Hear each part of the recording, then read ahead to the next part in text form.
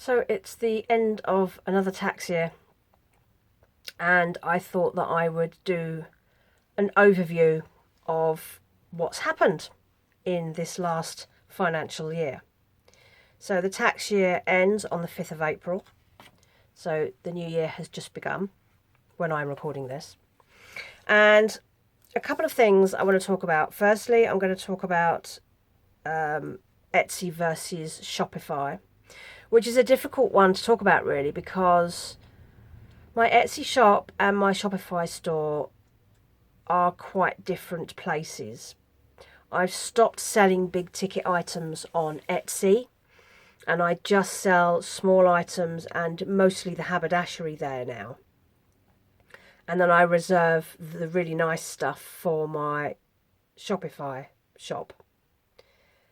And so the numbers are difficult to interpret because smaller ticket items sell faster and in greater numbers because they are cheaper, but they're also for a very different market. So I'm selling to crafters and other people who do sewing and making. So these are people who are looking for things to complete projects. So I'm going to put this chart up here and I'm going to talk you through the numbers. So sales, Etsy sales came to £278.04 in the last tax year. Shopify was not that far behind at £213.67. The fees are high for both stores. I have £113.67 for Etsy, and that's because you have Etsy listing fees, sales fees. When you sell something on Etsy, the list of fees that come in on that final sale price is just so incredibly difficult to interpret. It's just like lines and lines and lines. My fees on Shopify, however, were even higher at £240.08. And that's because, as well as being charged for, so you don't get charged to list on Shopify. You can put as much on as you like. That's all great. But you will be charged when you sell something, because to get your money out of Shopify, it tends to go through places like PayPal, which are going to charge you. Additionally, however, of course, Shopify is a website platform, so I'm being charged to have that platform every year, and I get charged on that regardless of whether or not I make sales. So what I've done, I have divided up the yearly membership into the months that are covered, and that's where I get that. So that's pretty high. Postage, my postage for Etsy was £62.54, and I contribute some of that to the fact that my Etsy sales, certainly for most of this last tax year, have gone abroad, so they're higher. That, of course, doesn't happen now because I can't ship to most of the EU or to any of the EU, and with everything that's going on at the moment with tariffs, etc., I don't think I will be doing any shipping to the US, which was another place that I shipped to quite a lot.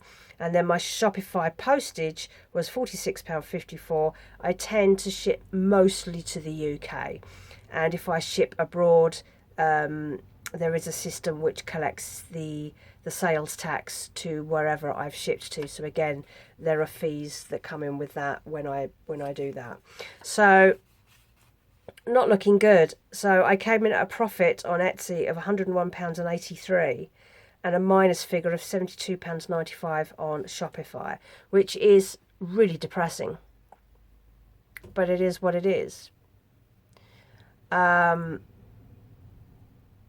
in addition to that, I have looked at my yearly figures going back pre-COVID, and I will show you that chart here.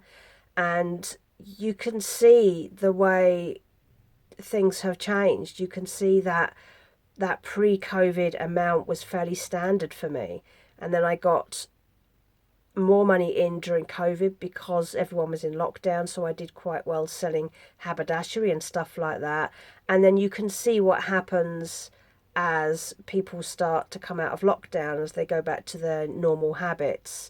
And it's just been a constant downturn. And now, with the continuing increase in things like the cost of living and the pressure it's putting on people and their disposable income, and now with the GPRS, which came into force in December, which means that all my EU sales have now gone, and now with the mounting pressure of whatever the tariffs mean, I don't even know what that means to people like me, but I would imagine that everyone is quite jittery.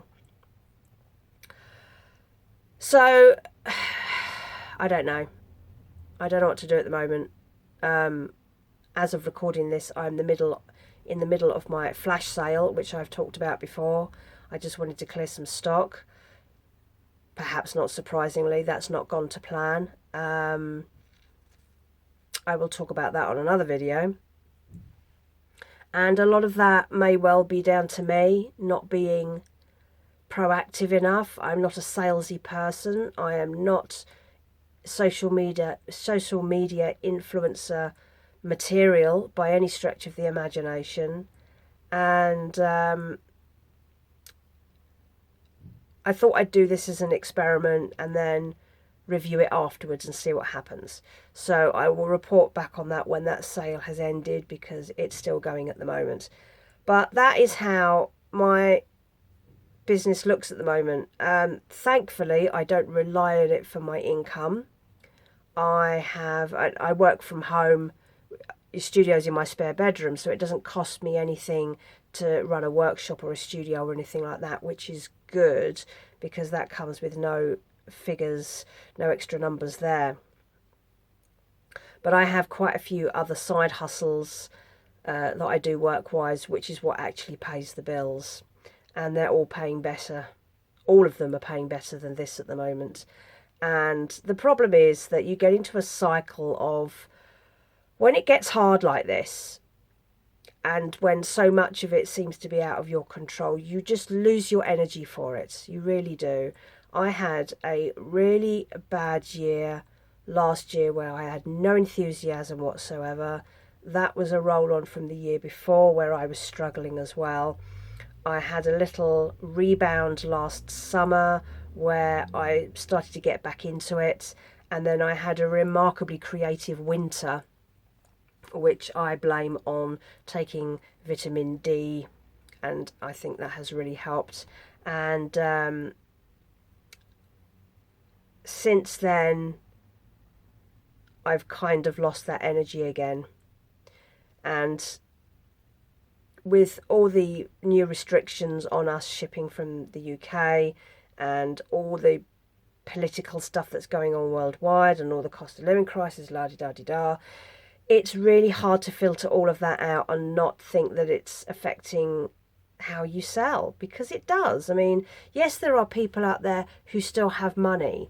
I still haven't worked out how to find them. And there are certain ways of selling that don't work well for me, in terms of, you know, when you're selling clothing, market stalls and things don't really work because people want us to try stuff on. And really the money you make from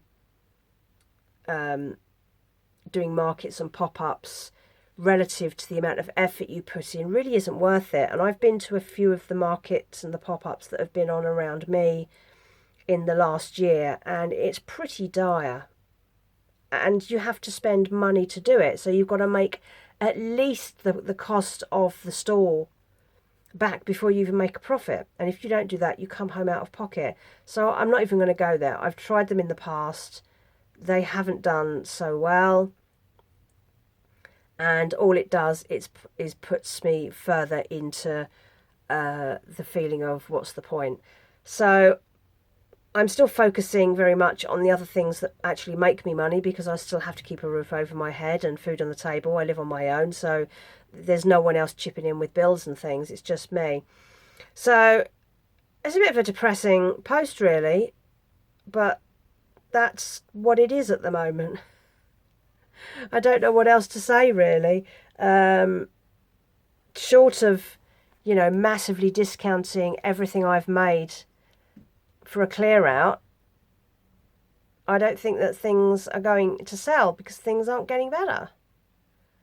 And I don't know. It's a tough one. I don't have any answers. And I keep looking up like advice and stuff, and it's never good advice. It's never practical. It's never useful. And it just frustrates you even more because you think someone out there has got the answer to this and can tell me what it is that is the key to me making these sales. Social media is really hard.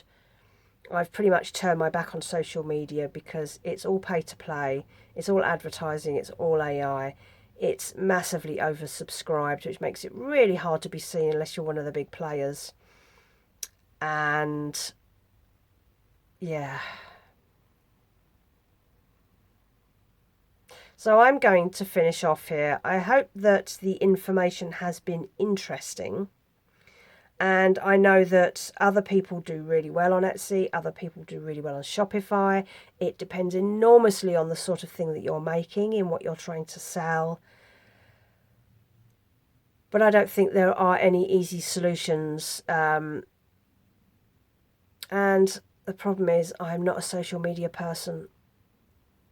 People have said to me, why don't you get a TikTok shop? Have you seen those TikTok shops?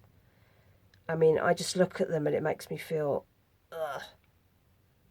It's just not how I work at all. I can't relate to any of that stuff in the slightest. But I need to find a solution to this problem. Anyway, that is the update. I have some things to package up for Vinted because I've had a little flurry of sales there, which at least gives me some little bit of hope. Keeps me busy. So I shall catch up with you soon. I will give you an update on how my flash sale did. Don't get your hopes up. When that's over, and I shall space that out against this post so that you're getting a nice balance of stuff. Anyway, so that's it. So I shall speak to you soon, and I hope that you are all well.